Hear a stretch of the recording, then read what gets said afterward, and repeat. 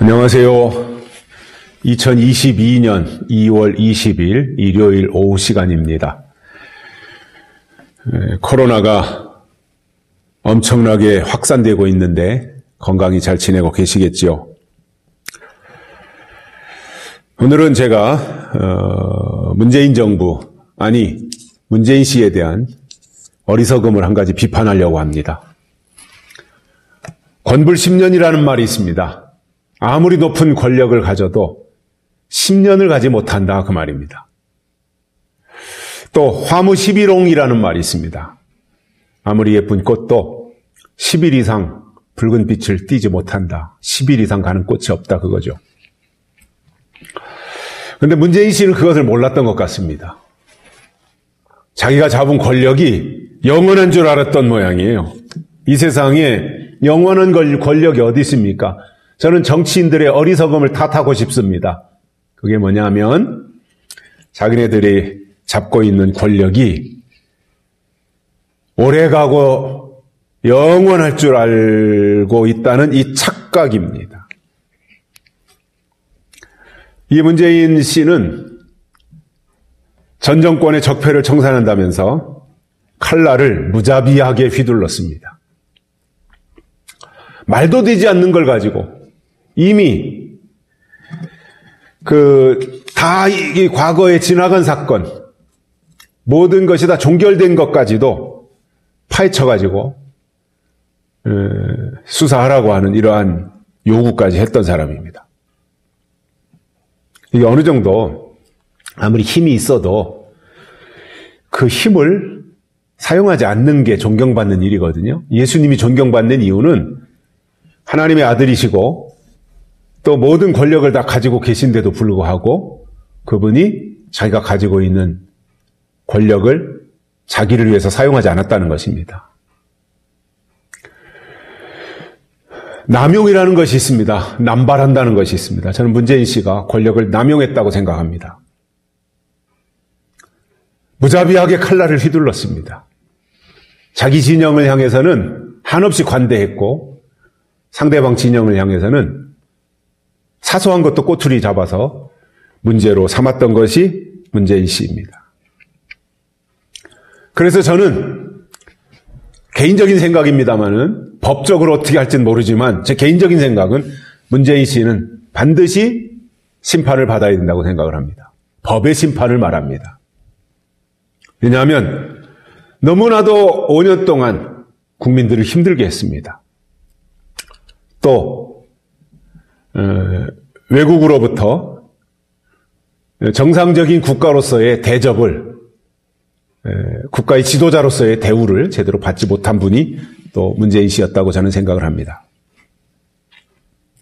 그렇기 때문에 여러 가지 제가 일일이 나열할 수는 없어요. 정규재 씨가 쭉 뭔가 문재인 씨를 용서할 수 없는 이유에 대해서 나열한 것을 봤습니다. 아마 20몇 가지가 된 것으로 제가 기억을 하고 있는데 저도 그 부분에 대해서는 어느 정도 동의를 하는 편입니다. 그런 가운데 이제 어느덧 이 야비한 정권도 끝나가고 있습니다. 3월 9일 날 대통령 선거를 하면 이제 2달 후에는 문재인 씨는 물러납니다. 사실상 3월 9일 날 차기 대통령이 선출이 되면 문재인은 그것으로 수명을 다하는 거라고 봅니다. 그런데 청와대에서도 비서실장을 했나요? 문재인 씨가? 그런데 그렇고 어떻게 정권이 무너지고 어떻게 정권이 퇴장을 한다고 하는 것을 너무나 잘 가까이에서 지켜봤을 텐데도 자기는 무슨 군주인 줄로 생각을 했는지 영원한 것으로 생각을 했는지 이렇게 할 수가 있었습니까? 세상에. 국가를 이렇게 운영할 수 있습니까? 아무리 무능해도 그렇지. 그런 가운데 이제 대선이 다가오고 있고 다행히도 국민의힘 윤석열 후보의 지지율이 고공행진을 하고 있습니다. 이 말은 무슨 말이냐면 문재인 정부가 몰락하고 있다는 말입니다.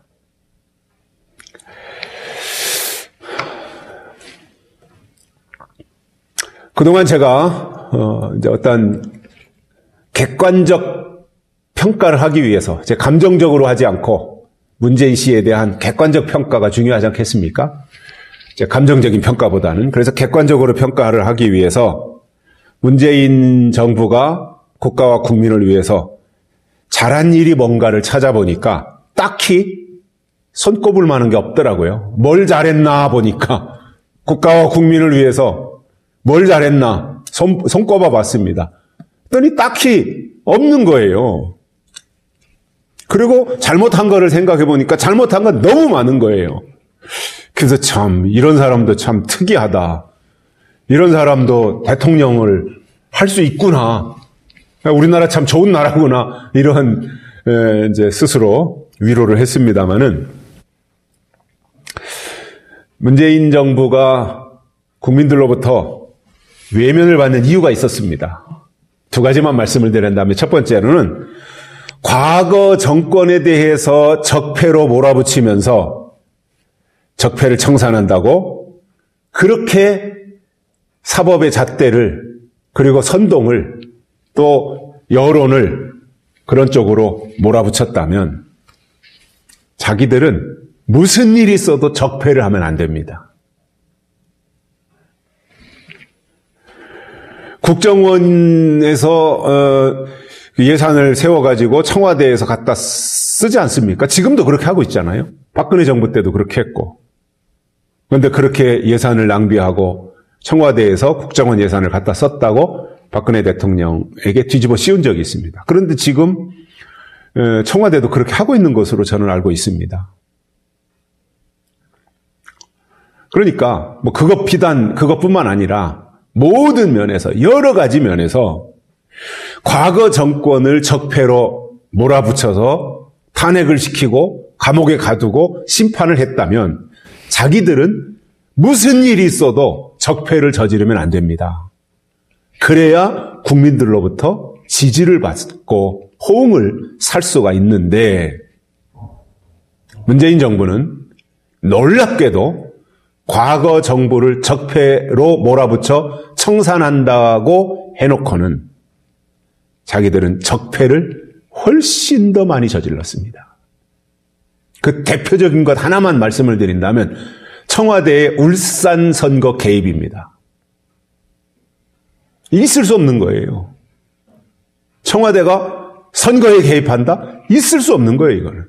그동안 청와대에서 검찰 조사를 이렇게 누그러뜨리고 무마시키고 방해하고 그래서 이것이 아직까지 어떤 결과가 나오지 않고 송철호 씨가 울산시장을 하고 있지만 어떤 결과를 떠나서 이거는 있을 수가 없는 거예요. 또 한 가지는 문재인 씨가 사실상 무능한 사람이잖아요. 제가 지켜볼 때 과거의 대통령들 쭉 볼 때 제일 무능한 것 같아요. 잘한 게 없잖아요. 잘한 게. 뭔가 업적이 있어야 될 거 아니에요. 결과물이 없잖아요.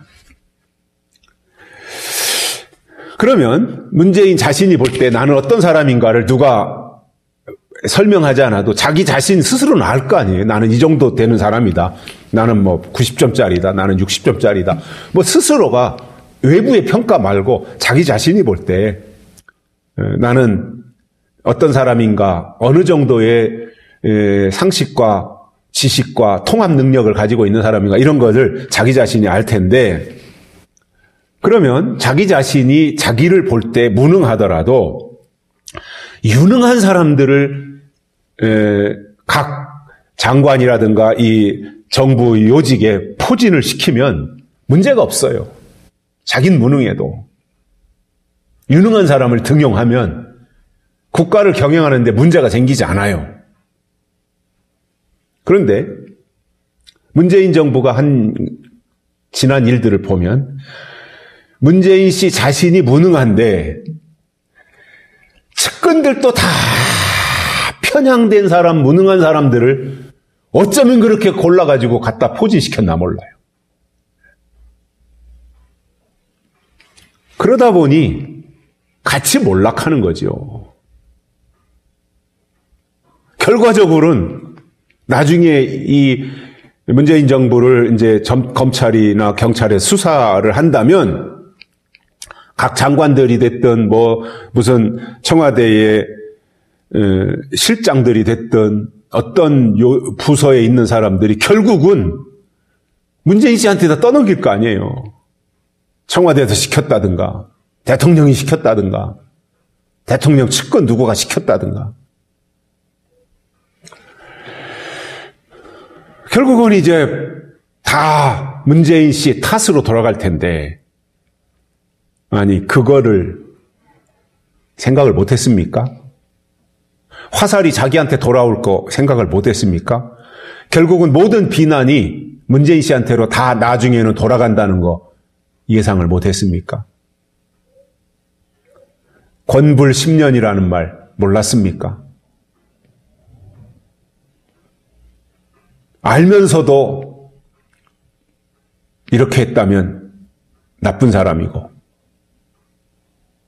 그걸 몰랐다면 무능한 사람인 겁니다. 여기까지 하겠습니다. 감사합니다.